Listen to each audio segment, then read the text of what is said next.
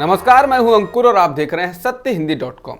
आइए एक नजर डाल लेते हैं अब तक की सुर्खियों पर। चीन के विदेश मंत्री वांग यी की भारत यात्रा की रिपोर्ट पर एआईएमआईएम के सांसद असदुद्दीन ओवैसी ने मोदी सरकार को घेरा है। ओवैसी ने चीन के विदेश मंत्री के भारत दौरे की खबर को ट्वीट करते हुए लिखा है, क्या यह सच है कि चीन के विदेश मंत्री इस सप्ताह भारत की आधिकारिक यात्रा पर होंगे। ओवैसी ने कहा कि अगर ये सच है तो यह हमारी अपनी नीति से कैसे मेल खाता है, जिसमें कहा गया था कि लद्दाख सीमा संकट हल होने तक द्विपक्षीय संबंध सामान्य नहीं होंगे।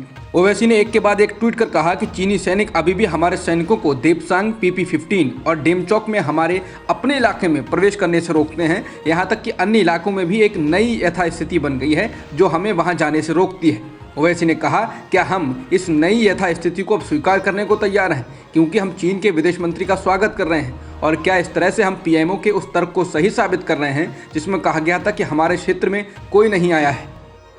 भारत ने चीन के विदेश मंत्री वांग यी के कश्मीर पर दिए गए बयान को खारिज कर दिया है। भारतीय विदेश मंत्रालय ने कहा है कि जम्मू और कश्मीर पूरी तरह भारत का आंतरिक मामला है और चीन सहित अन्य देशों को इस पर प्रतिक्रिया देने का कोई हक नहीं। चीन के विदेश मंत्री ने पाकिस्तान में हुई OIC की हालिया बैठक में कहा था, कश्मीर पर हमने फिर से कई इस्लामिक दोस्तों की बात सुनी है और चीन भी ऐसी ही आशा रखता है। भारतीय विदेश मंत्रालय के प्रवक्ता अरिंदम बागची ने पत्रकारों के सवाल के जवाब में कहा कि दुनिया के तमाम देशों को इस बात का ध्यान रखना चाहिए कि भारत कभी भी उनके आंतरिक मामलों में सार्वजनिक तौर पर अपनी बातों को नहीं रखता।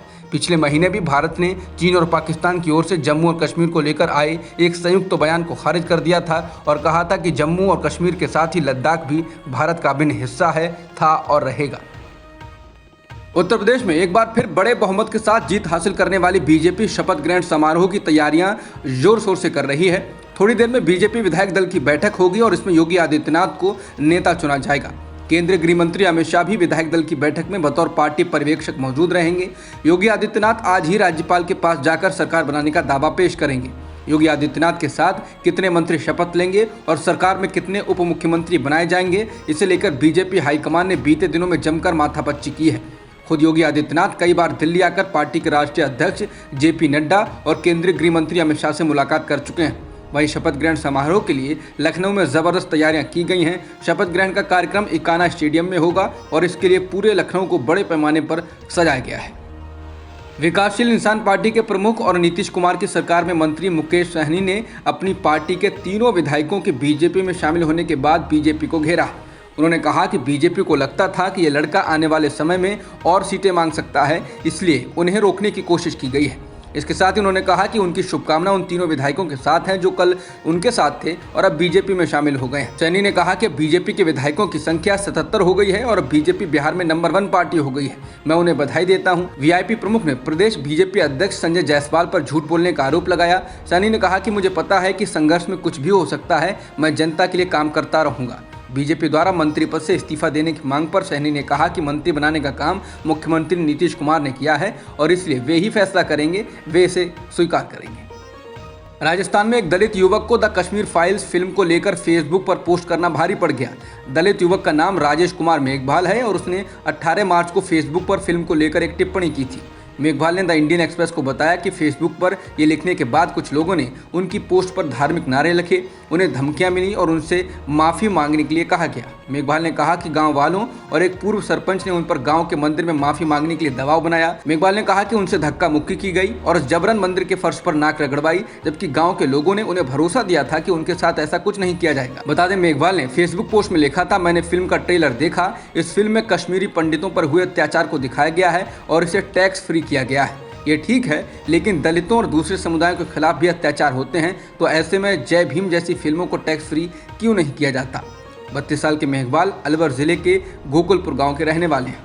दिल्ली की कड़कड़डूमा कोर्ट ने आज JNU के पूर्व छात्र कार्यकर्ता उमर खालिद को पूर्वोत्तर दिल्ली हिंसा से संबंधित बड़ी साजिश के मामले में जमानत खारिज कर दी। उन्हें 14 सितंबर 2020 को गिरफ्तार किया गया था और फिलहाल वो दिल्ली की तिहाड़ जेल में बंद है। अतिरिक्त सत्र न्यायाधीश अमिताभ रावत ने खालिद और अभियोजन पक्ष के वकील की दलीलें सुनने के बाद 3 मार्च को आदेश सुरक्षित रख लिया था। बहस के दौरान आरोपी पक्ष ने अदालत को बताया कि अभियोजन पक्ष के पास उसके खिलाफ अपना मामला साबित करने के लिए सबूतों की कमी है। बता दें, उमर खालिद पर दिल्ली दंगे में एक बड़ी साजिश रचने के आरोप में UAPA के तहत मामला भी दर्ज किया गया है।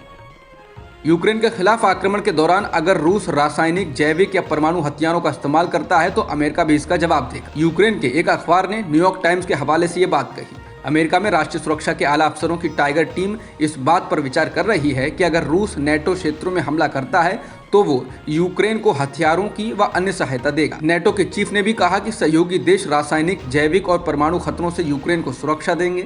बता दें, रूस के प्रवक्ता दिमित्री पास्कोव ने CNN को दिए एक इंटरव्यू में कहा था कि यूक्रेन के खिलाफ चल रहे युद्ध में अगर उसके खिलाफ अपने अस्तित्व को बचाने का खतरा होगा तो उनका देश परमाणु हथियारों का इस्तेमाल करेगा। रूस के यूक्रेन पर हमले में रूस को भी काफी नुकसान हो रहा है। नेटो के एक वरिष्ठ अधिकारी ने न्यूज एजेंसी AP को बताया कि इस हमले के दौरान अभी तक इस युद्ध में 7,000 से 15,000 रूसी सैनिक मारे गए हैं। अधिकारी के मुताबिक माना जा रहा है कि इस युद्ध में 30,000 से 40,000 रूसी मारे जा चुके हैं या घायल हुए हैं। हालांकि रूस ने इसको लेकर अभी कुछ नहीं कहा और ना ही कोई आंकड़ा जारी किया है। यूक्रेन के राष्ट्रपति वोलोदिमीर ज़ेलेंस्की ने ब्रसेल्स में बैठक करने वाले पश्चिमी नेताओं को लेकर कहा कि रूस यूक्रेन के सहयोगियों को युद्ध में हस्तक्षेप करने से रोकने के लिए अपनी आर्थिक ताकत का इस्तेमाल कर रहा है। ज़ेलेंस्की ने अपने एक वीडियो संबोधन में गुरुवार को ब्रसेल्स में होने वाले G7, नेटो और यूरोपीय संघ के शिखर सम्मेलन से पहले कहा, हम जानते हैं कि रूसियों ने अपने हित की पैरवी शुरू कर दी है। ये पैरवी युद्ध के पक्ष में है। हम जानते हैं कि वो कुछ साझेदारों के साथ काम कर रहे हैं। ज़ेलेंस्की ने कहा कि इन 3 शिखर सम्मेलनों में साफ हो जाएगा कि कौन दोस्त है, सहयोगी है और कौन पैसों के लिए हमें धोखा दे सकता है। अब तक की खबरों में इतना ही। बाकी खबरों के लिए बने रहिए सत्यहिंदी.com के साथ।